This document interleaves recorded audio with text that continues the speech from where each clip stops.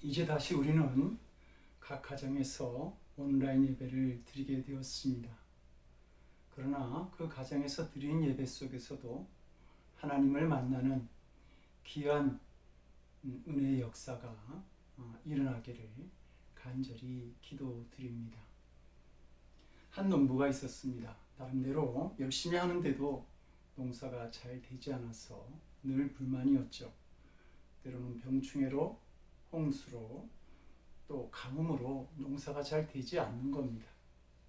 그래서 투덜거리다가 하루는 자기가 생각하는 그 완벽한 농사가 이루어질 수 있도록 작심하고 하나님께 기도를 드립니다. 하나님, 햇빛을 넉넉히 주십시오. 그러나 떼약볕은 말고요. 비를 주시되 홍수가 아니라 적당하게 주십시오. 바람도 태풍 말고 산들바람을 허락해 주십시오. 농사는 농부의 소원대로 이루어지는 것 같았습니다. 벼가 무럭무럭 자라 큰 키가 되었고 이를 지켜본 농부는 흐뭇한 표정으로 논에 들어가 보게 되죠. 그런데 기가 막힌 일이 벌어졌습니다. 벼이삭을 보니 나달은 없고 쭉정이 투성이었던 것이죠. 왜 그랬는지 조사해 보니까 너무 순한 날씨만 계속되어서 키는 잘 자랐는데 그 안에 알곡이 제대로 여물지 못한 것입니다. 성도 여러분, 인간이 아무리 똑똑해도 하나님의 지혜를 따라갈 수가 없습니다. 하나님께서 보실 때는 다 필요해서 주신 것이고 행하시는 것들도 다 이유가 있는 것이죠. 그런데 우리는 이 농사꾼의 이야기처럼 뜨거운 떼약볕이나 태풍이나 장마같이 불편을 주는 것이 없으면 우리는 멋진 인생을 살 것이다, 이렇게 오해합니다. 우리 인생이 자기 생각대로 아무런 고난이 없이 날마다 형통하고 편안하면 좋을 것이라고 생각하는 것이죠. 그런데 하나님께서 보실 때는 그렇지 않다는 겁니다. 때로는 크고 작은 고난이 있어야 멋진 인생을 살게 된다는 말이죠. 그러므로 우리가 받는 고난이 연단이 되고 하나님의 지혜를 발견할 수 있는 놀라운 기회가 되기를 원합니다. 사랑을 피해 도망다녔던 이 다윗은 굉장한 위기감과 두려움을 가지게 됩니다. 그래서 그는 자기의 불안한 마음을 친구인 요나단에게 이렇게 고백하죠. 여호와의 살아계심과 내 생명을 두고 맹세하노니 나와 죽음 사이는 한 걸음뿐이니라. 나와 죽음 사이가 한 걸음뿐이라고 하는 이 말은 자신이 언제 죽을지도 모르는 굉장한 위기 속에 있다라고 하는 말입니다.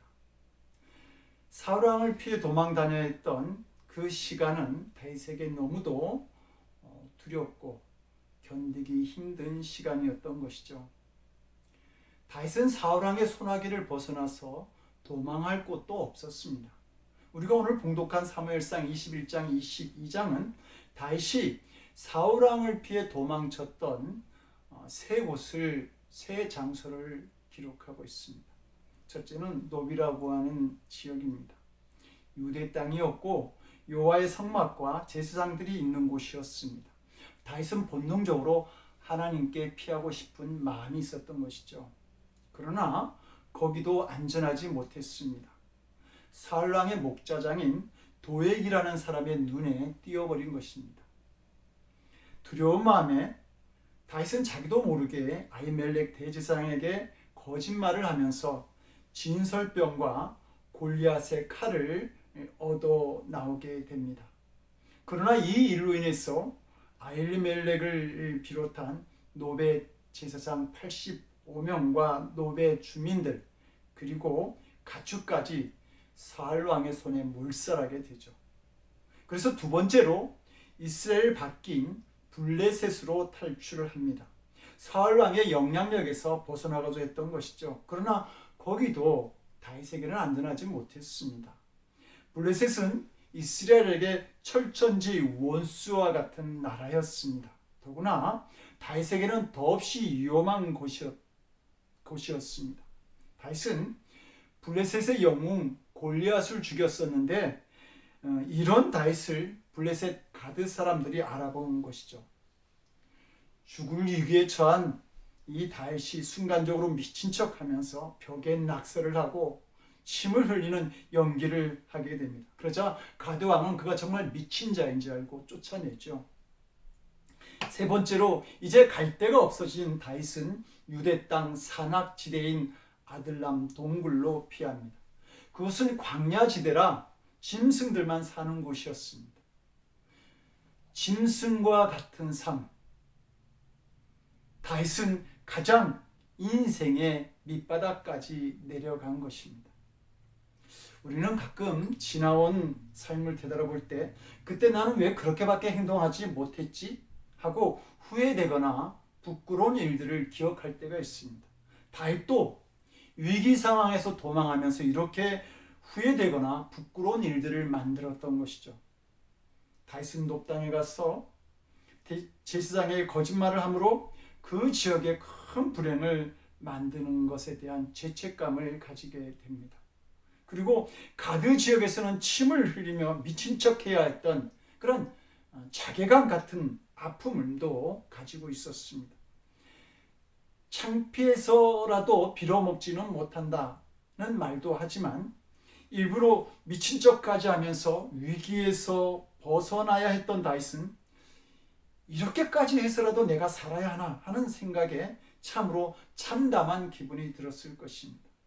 그러나 그런 일들을 하면서 살아났음에도 불구하고 이 다윗은 여전히 처량한 신세를 벗어나지 못하고 있었던 것이죠.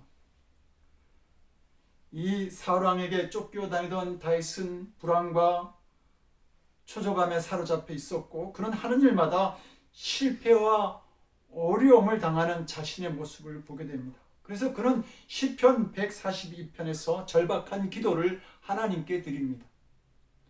오른쪽을 살펴보소서. 아는 이도 없고 나의 피난처도 없고 내 영혼을 돌보는 이도 없나이다. 나의 부르짖음을 들으소서. 나는 심히 비천하니다. 나를 핍박하는 자들에게서 나를 건지소서. 그들은 나보다 강하니이다. 지금 다윗은 내가 어찌 이 모양이 되었는가라고 스스로를 탄식하고 있는 것입니다. 다윗은 완전히 탈진 상태, 재기불능의 좌절감에 빠져 있었던 것이죠. 그런데 우리가 여기서 놀라게 되는 것은 바로 이 동굴 생활에서 다윗 왕국이 시작되었다고 하는 겁니다.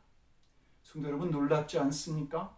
이 기가 막힌 고통이 다윗에게는 연단이었고 그 연단에는 하나님의 놀라운 지혜와 인도하심이 있었던 것입니다. 그러면 다윗을 이렇게까지 인생 밑바닥으로 끌어내신 하나님의 뜻은 무엇이었을까요? 첫째로 다윗을 완전히 하나님의 사람으로 만드시는 것이었습니다. 왜 하나님께서는 골리앗을 꺾은 영웅 다윗 그리고 그 후에도 블레셋과의 전투에서 승리한 다윗을 바로 이스라엘의 왕으로 세우시지 않았을까? 여기에 하나님의 지혜가 있는 것이죠. 하나님께서는 지금 이스라엘 왕으로 있는 사울 왕의 교만에 크게 실망하고 있었습니다. 그래서 하나님께서 쓰시고자 하는 사람에게는 반드시 낮추시는 훈련의 과정을 만드셨고 이제 하나님께서 쓰시고자 했던 다윗을 철저히 낮추시기로 결정하신 것입니다. 그러나 하나님께서 보시기에 아직 다윗은 이스라엘 왕이 될 만한 사람이 아니었습니다. 골리앗을 꺾은 승리는 다윗에게 너무도 기분 좋은 일이었지만 한편으로는 너무나 큰 올무가 되었습니다. 왜냐하면 이 큰 승리는 전적으로 하나님의 역사였지 다윗의 공로가 아님에도 불구하고 사람들은 사울이 죽인 자는 천천히요 다윗이 죽인 자는 만만이로다 라고 노래하였기 때문입니다. 이 소리를 듣게 되면 사람은 자신도 모르게 교만과 자랑이 스며들게 되죠. 그런데 하나님께서는 이런 마음을 가진 사람을 쓰시지 않는다고 하는 겁니다. 그래서 하나님께서는 오히려 동굴 속에 숨은 다윗에게서 새 왕국을 시작하게 하신 것입니다. 골리앗을 물리치고 사울 왕의 사이가 되고자 블레셋 사람 200명을 혼자 물리치고 블레셋과의 전투에서 이스라엘의 장수로 전쟁에 나가서 승리하였던 다윗은 자신이 대단한 사람인 줄로 알고 있었습니다. 그런데 막상 사울 왕에게 쫓겨다니면서 당한 그 수치스럽고 부끄러운 일들을 다윗은 잊을 수가 없었던 것이죠. 그리고 자신이 얼마나 약하고 죄인이며 부끄러운 존재인지를 다윗은 깨닫게 된 겁니다. 사무엘상 21장을 보면 다윗이 부르는 하나님이란 단어가 하나도 없어요. 그런데 대신 두려움이란 단어가 반복되어집니다. 10절을 보니까 다윗이 사울을 두려워하여, 12절을 보면 가드왕 아기스를 심히 두려워하여. 성도 여러분, 이 두려움이라고 하는 단어는 지금까지 사울 왕의 마음을 나타내는 아주 전문적인 단어였습니다. 그런데 처절하게 망가진 자신의 인생의 밑바닥에서 다윗은 초라한 자신의 모습을 보게 되었던 것이죠.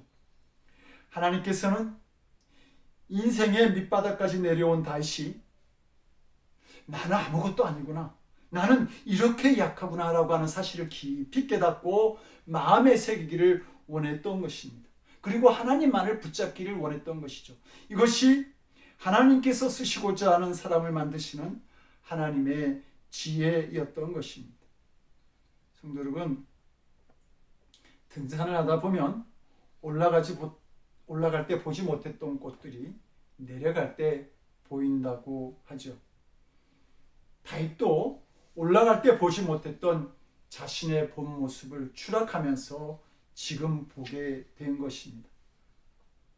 막상 자신을 보았더니 다윗은 골리앗을 이긴 용서가 아니라 겁쟁이이고 거짓말쟁이였던 것이죠. 그리고 그 밑바닥에서 다윗은 비로소 하나님을 새롭게 만나게 됩니다.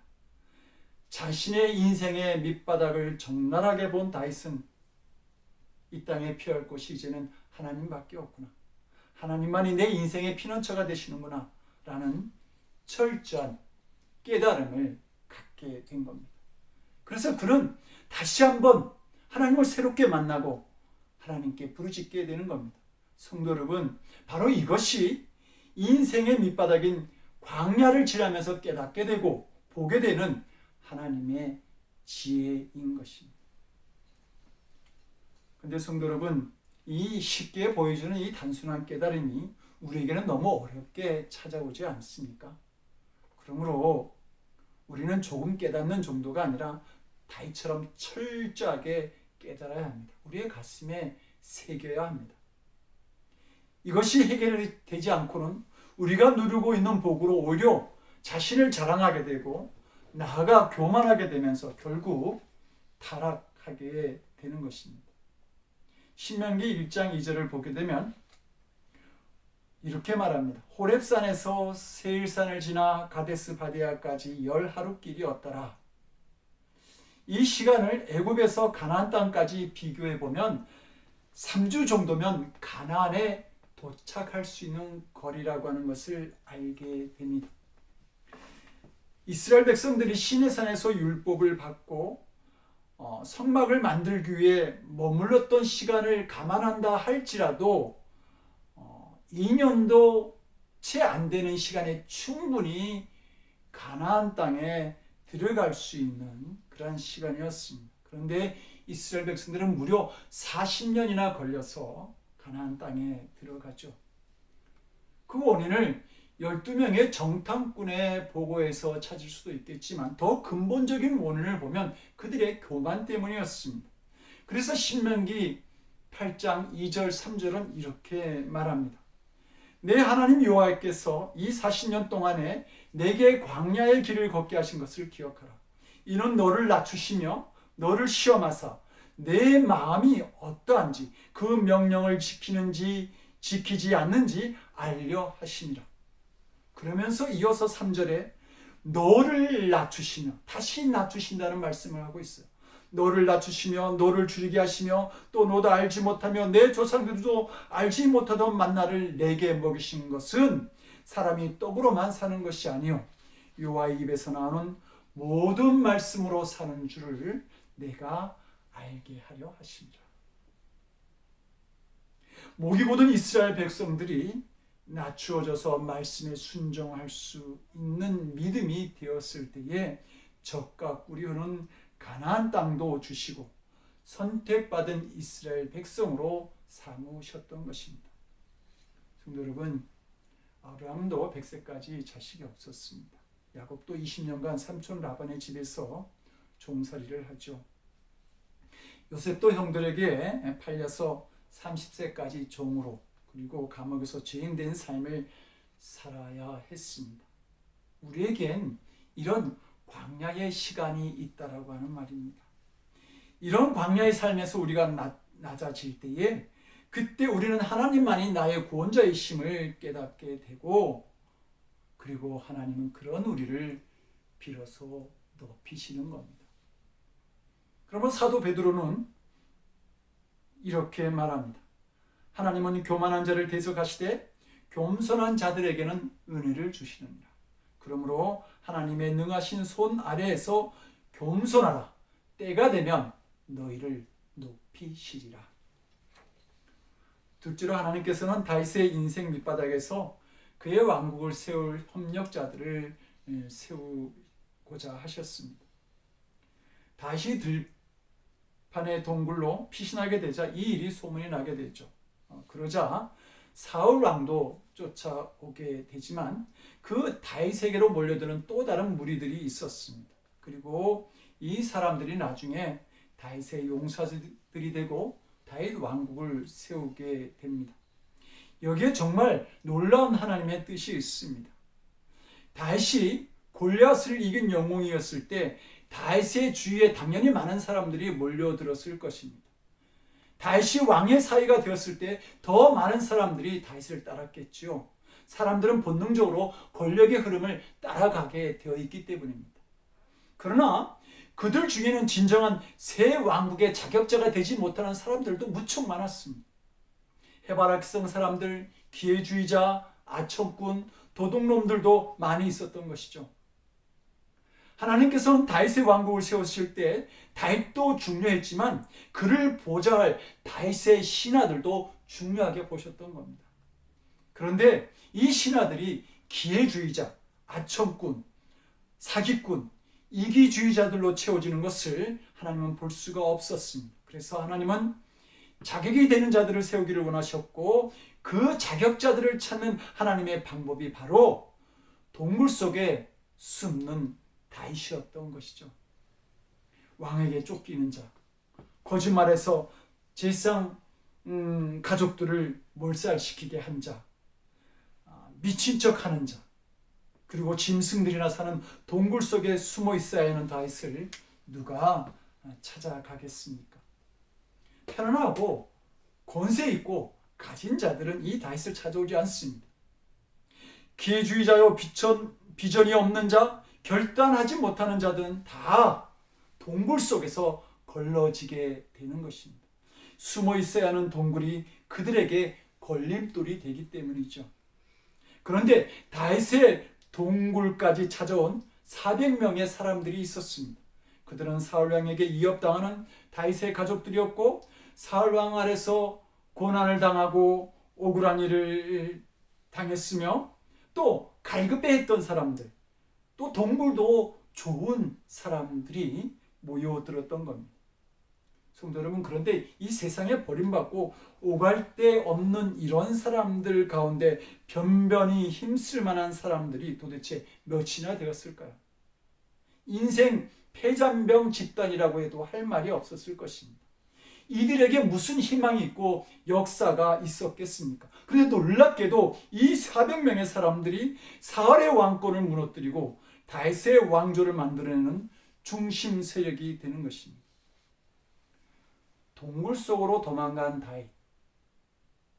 그에게 어떤 인간적인 매력이나 어떤 현실적인 보장을 기대할 수는 없었을 것입니다. 육신의 눈만 믿고 세상적인 깨만 있고 이기적인 사람들은 결코 다윗에게로 나올 수 없었던 것이죠. 오직 중심이 올곧게 세워진 사람들, 새로운 왕국을 위해 자기를 정말 희생할 각오한 사람들만이 이 동굴 속에 있는 다윗에게로 나올 수 있었던 것입니다. 그들은 다윗을 위해서 생명을 걸고 싸우면서 다윗 왕국에 참여합니다. 나중에는 다윗의 아들 압살롬의 반란으로 많은 그 이스라엘의 엘리트들이 압살롬에게 합류할 때에도 끝까지 다윗 왕조를 지키고 다시 회복한 사람들도 바로 이들이었습니다. 동굴 속에서 비로소 다윗 왕국의 핵심 요원들이 모였고 그들은 새 왕국의 자격자들이 된 것입니다. 성도 여러분, 여기서 놀라운 하나님의 지혜를 보게 되지 않습니까? 하나님은 그들의 외모를 보지 않으셨습니다. 사막으로 찾아올 만큼 갈급한 그들의 중심을 보셨던 것이죠. 그리고 그들을 변화시키셔서 새 다윗 왕국의 기둥들로 만드신 것입니다. 베드로가 예수님의 부르심을 받았을 때 배와 구물 모두를 버려두고 예수님을 따라가죠. 세리마태가 세금 거두는 일을 하다가 예수님이 부르실 때 그 모든 돈과 장부를 다 내버려 두고 그 자리에서 일어나 예수님을 따라갑니다. 그들 모두 세상적인 조건으로는 부족한 것이 많은 사람들이었습니다. 그러나 그들은 하나님 나라의 위대한 사도들로 쓰임받은 것을 봅니다. 성도 여러분, 하나님께서 붙잡으시면 모일 사람들은 다 모입니다. 하나님께서 역사하시면 동굴도 결코 문제가 되지 않는다고 하는 겁니다. 성도 여러분, 우리는 잠을 자다 보면 가끔 무서운 꿈을 꿀 때가 있죠. 그런데 간혹 이 꿈을 꾸면서도 무의식 중에 무서워할 거 없어, 이건 단지 꿈일 뿐이야 라고 하는 생각을 할 때가 있지 않습니까? 우리는 그것이 꿈인 줄 알기 때문에 낙심하거나 두려워하지 않는 겁니다. 마찬가지로 성도된 우리 역시 절망하지 않습니다. 성도된 우리에게 하나님의 연단이 있음을 알기 때문이죠. 그래서 히브리서 12장 8절은 이렇게 말합니다.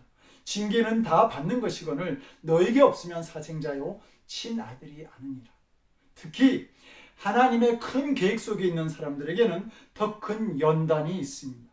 이것을 알고 언제 어디서나 특히 연단이나 환난 중에 하나님의 뜻과 지혜를 볼 수 있는 믿음의 눈이 열려지기를 원합니다. 그러면 우리를 위해서 좋은 것을 준비하고 계시는 여호와 이레의 하나님의 은총에 참여하는 우리 모두가 될 수 있는 줄로 믿습니다.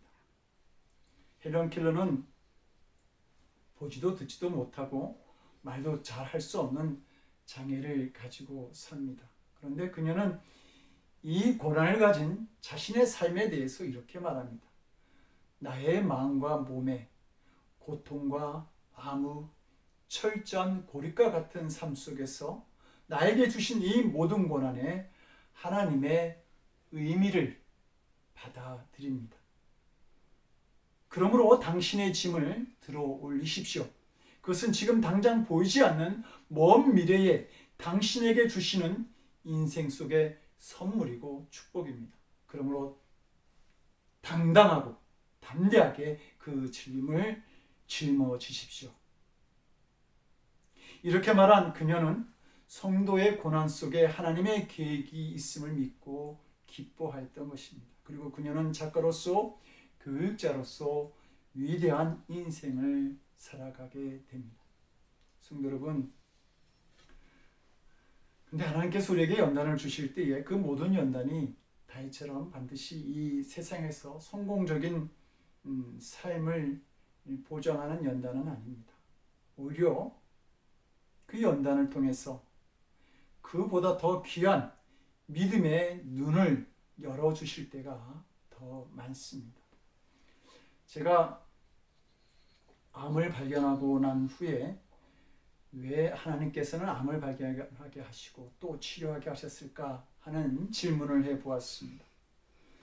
7년 만에 하는 건강검진에서, 그것도 한국에서 세미나를 가서 미국에 있는 동료 목회자들에게 도움이 되고자 인솔자였던 제가 만든 프로그램에서 여러 사람이 검사를 받았는데 왜 나 혼자만 발견하게 하셨는가? 그러면서 내린 결론이 더 성공적인 목회를 하려는 것도 아니고 사람을 기쁘게 하는 삶을 살라고 주신 생명도 아님을 알게 되었습니다. 하나님께서 제게 생명을 연장시키신 것은 나중에 제가 주님을 만날 때에 좀 더 기쁘게 만날 수 있도록 깨끗한 마음으로 준비된 믿음으로 만나기를 원하셨다는 생각을 하게 되었습니다. 주님은 저에게 회개하는 삶을 원하셨던 것이죠. 하나님은 이렇게 여러 가지 뜻을 가지고 우리를 연단시키시는 것입니다. 다시 숨어있던 아둘람그에서 쓴 또 다른 시가 바로 시편 57편인데요. 그는 거기서 이렇게 노래합니다. 하나님이여, 내 마음이 확정되었고 확정되었사오니 내가 노래하고 내가 찬송하리이다. 내 영광아 깰지어다. 비파야 수고마 깰지어다. 내가 새벽을 깨우리로다. 10년간 동굴과 강야에서 생활하던 다윗은 자신을 광야로 내몰고 굴에서 살게 하신 하나님의 뜻을 비로소 깨닫게 된 것입니다. 그리고 그 인생의 밑바닥에서 자신이 왕에 되어서 어떤 왕국을 만들어가야 할지 그 왕국에 대한 청사진을 보게 된 것입니다. 올라갈 때 보이지 않던 그 모든 것이 그 인생의 밑바닥에서 보이기 시작한 것이죠. 그리고 그는 이 비전에 대해서 뜨거운 심장을 열어제치고 이 귀한 꿈을 허락하신 하나님을 찬양하기 시작한 것입니다. 성도 여러분, 아둘람이라고 하는 히브리어는 간중이라고 하는 뜻을 가지고 있습니다. 짐승들만 사는 동굴이 다윗의 인생의 간증거리가 되었던 것입니다. 연단은 우리에게 이런 역사를 만드는 힘이 있습니다. 그러므로 성도 여러분, 우리가 받는 고난에는 하나님의 놀라운 섭리와 지혜가 함께합니다. 그러므로 어떤 고난 중에 있을지라도 믿음으로 그 고난을 보는 사람은 반드시 그 고난에 대한 답을 찾을 수 있게 되는 것이죠. 우리가 받는 고난이 하나님의 뜻과 지혜가 함께하는 연단임을 아는 그런 성도들이 되기를 원합니다. 그래서 목표가 분명한 믿음의 삶을 만들어 나가고 간증거리가 넘쳐나는 삶을 살아가는 우리 모두가 될 수 있기를 주님의 이름으로 간절히 축원드립니다. 기도하시겠습니다. 우리를 연단하시는 하나님, 우리가 받는 고난을 믿음으로 보는 저희들이 되게 하여 주시옵소서. 그래서 고난 속에서 불평과 원망이 아니라 주님의 뜻과 지혜를 발견하면서 고난 중에도 새벽을 깨우겠다는 다윗의 믿음을 가지는 저희들이 되게 하여 주시옵소서. 새벽을 깨우는 다윗의 믿음이 우리의 믿음이 될 수 있도록 주여 우리를 도와주시옵소서. 이제는 십자가의 고난 속에서 우리를 향한 주님의 부활과 구원이 있음을 보여주셨던 우리 주 예수 그리스도의 크신 은혜와 독생자를 희생제물로 삼으심에 우리를 향한 영원한 생명의 문을 여시고 참된 지혜를 보여주신 아버지 하나님의 극진하신 사랑하심과 환난 가운데 방황하는 우리들을 찾아오셔서 능히 그 고난을 이길 힘이 되어주시는 성령님의 감화 감동, 우리 안에 교통하시고 역사하시는 놀라우신 은총이 고난 가운데 있지만 우리를 낮추시고 더 크게 쓰시고자 하시는 주님의 지혜를 발견하면서 기뻐하며 이기고 나아가기를 원하는 거룩한 성도들 머리 위에, 저들의 삶과 가정과 일터와 기도 위에, 그리고 이 땅의 모든 선교 현장 위에, 그리고 다시 오미크론으로 인해서 가정에서 예배드리는 그 사랑하는 성도들의 그 장소 위에 지금으로부터 영원토록 함께 없시기를 간절히 축원드리옵나이다. 아멘.